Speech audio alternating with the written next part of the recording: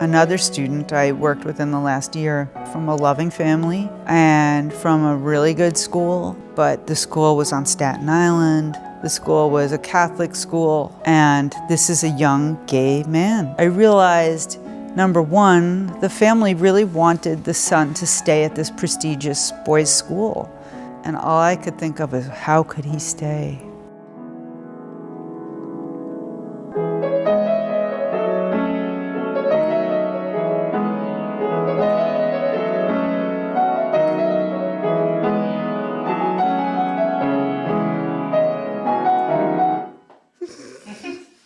Keep going. Let's start from the beginning or something. Actually, one time I was taking the ferry home, and I was coming from Manhattan, actually, and this like group of people were just walking out of the ferry, and they were like, I wasn't even doing anything. Like I was so far away from them too, and I wasn't even like wearing anything. Like I was wearing like short shorts, but like that was it. And they were like, look at this faggot, and they were like, you should try pussy, you would like it. This is my house. Pulling up to Ben's house! Hey. Oh, look at little Ben. I really want to find that picture of me in a dress. Does your grandma know you're gay? No. I feel like that would just kill her, so. I think this was like my first girlfriend. Aww. I forgot her name. What do you want?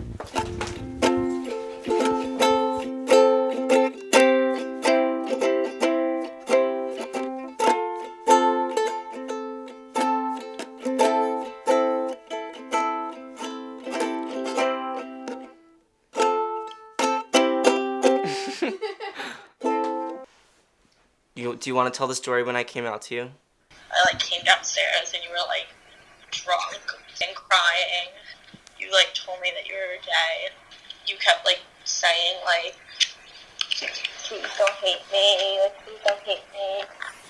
Then I already knew fine. The way you acted and all that. Also when you were talking to Oh yeah, I low-key had a relationship with a guy even when I was still in the closet. that kid that went to Fordham. Yeah. I forgot about that. I forgot how. I forgot about that, yeah. Mommy would look at your phone and She looked at my phone? How do you think that mommy and daddy feel about it? Now. Feel about it now? Mm-hmm. I think they accept it, but I think they'll always never have yeah wanted it, if they had to choose which way. I mean, I definitely think that my mom wouldn't have chose she wouldn't have wanted this for me. But yeah, and I don't know anything. I don't know what my dad thinks at all. We don't talk about it. The people around me weren't accepting. My parents weren't accepting of it. People that I went to school with weren't accepting of it. So yeah, I definitely was afraid, because it's not it wasn't something that was, it was something that was frowned upon where I'm from. I grew up in a very conservative area where if you weren't white and straight and a male for that part, then you don't fit in with society.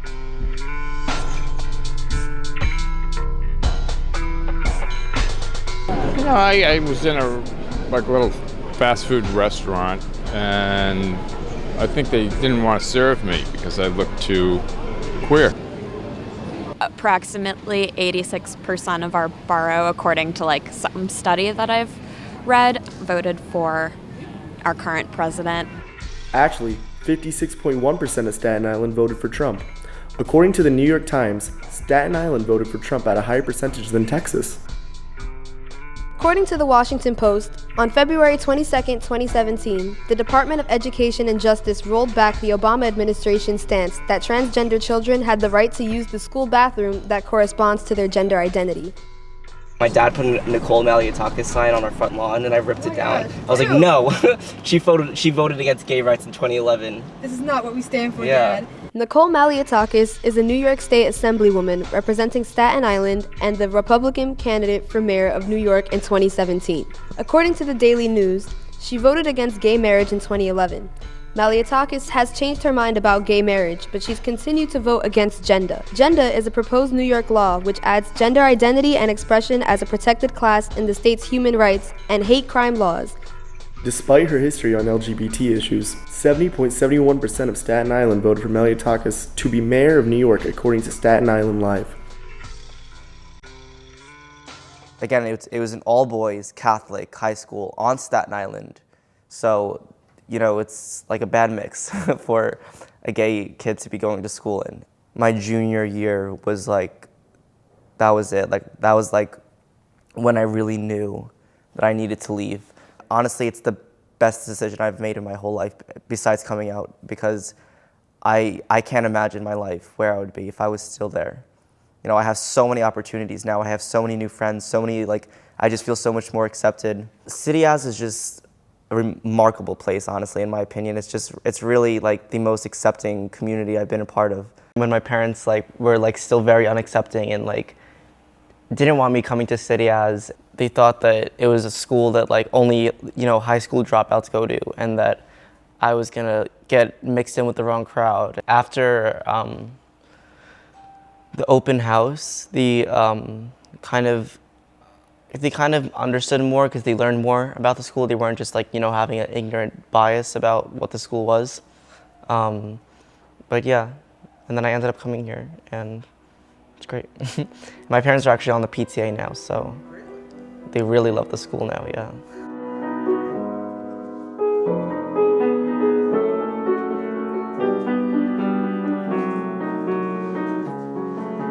Why don't you play that song that you used to play for me and Elisa? What was that song? All right. I remember it, okay.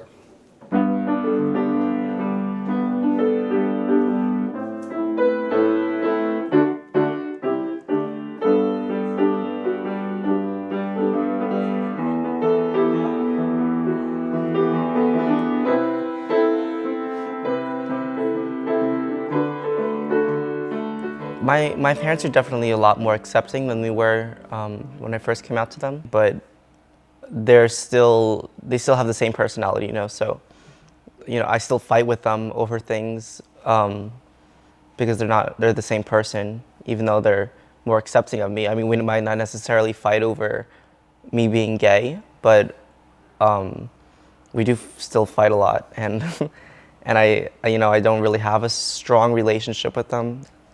Yeah, we're okay. That's the word for it. Just okay.